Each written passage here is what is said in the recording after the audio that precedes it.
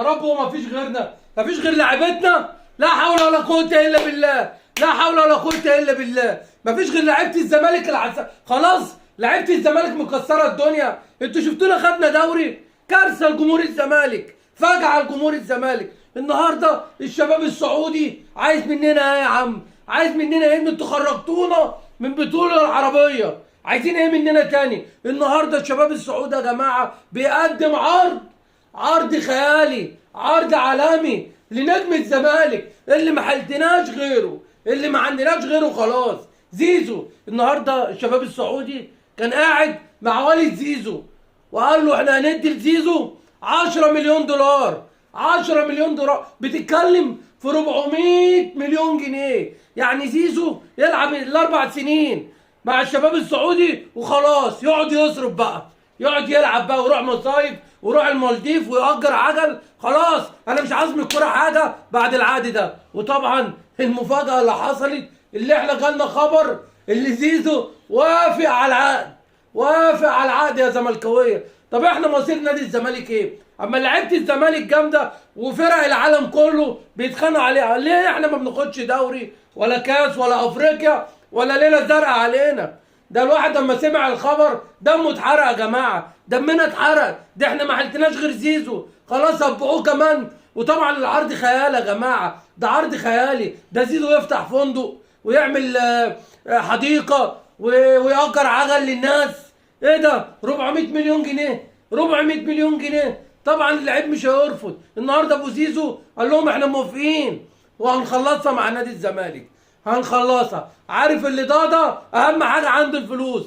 وطبعا ضاضة مشى فرجاني ومشى بن شرقي وطارق حامد وليلى، وهيحصلهم زيزو يا جماعه، وهيحصلهم زيزو. طبعا لا حول ولا قوه الا بالله لجمهور الزمالك. فرقتنا اساسا احنا محتاجين صفقات.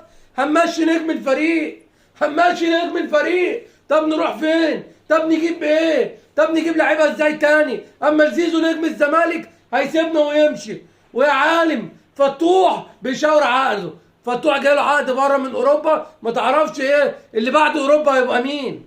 اللي بعد اوروبا هيبقى مين يا فتوح؟ خلاص يا جماعه الزمالك بيضيع، الزمالك مش عارف يعمل صفقات، بيبيع نجوم الفرقه، بيبيع نجوم الفرقه. طب مين هيوقف الزمالك على رجليه؟ اما زيزو يمشي وفتحه يمشي وامام عاشور ادانا الصابونه وماشي، اما الزمالك في مين؟ وشيكابالا خلاص قرب يعتزل بيخلص كرويا. اما في مين في الزمالك يا جماعه؟ مجلس الاداره يرد علينا. هتجيبوا لنا مين يلعب لو وافقوا على عقد زيزو؟ هي المشكله الكبيره اللي زيزو وافق وابو زيزو وافق.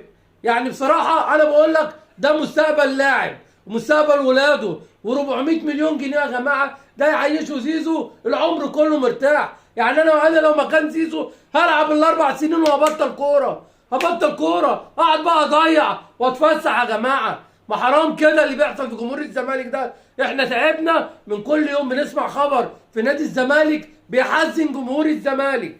احنا جمهور الزمالك حزين على الاخبار اللي بتطلع من جوه النادي، اللي احنا هنفرط في اهم فريق عندنا عشان خاطر العقد الخيالي اللي جاي له من نادي الشباب السعودي. كان يوم اسود يوم ما لعبنا في البطوله العربيه، كان يوم اسود يوم ما الشباب السعودي اتفرج على زيزو. البطوله لسه خلصانه والناس بعتوا العقد، الناس هيدفعوا 10 مليون دولار. كام يا عم؟ بقول لك 10 مليون دولار، يعني 400 مليون جنيه مصري. حدث ولا حرج، حدث ولا حرج.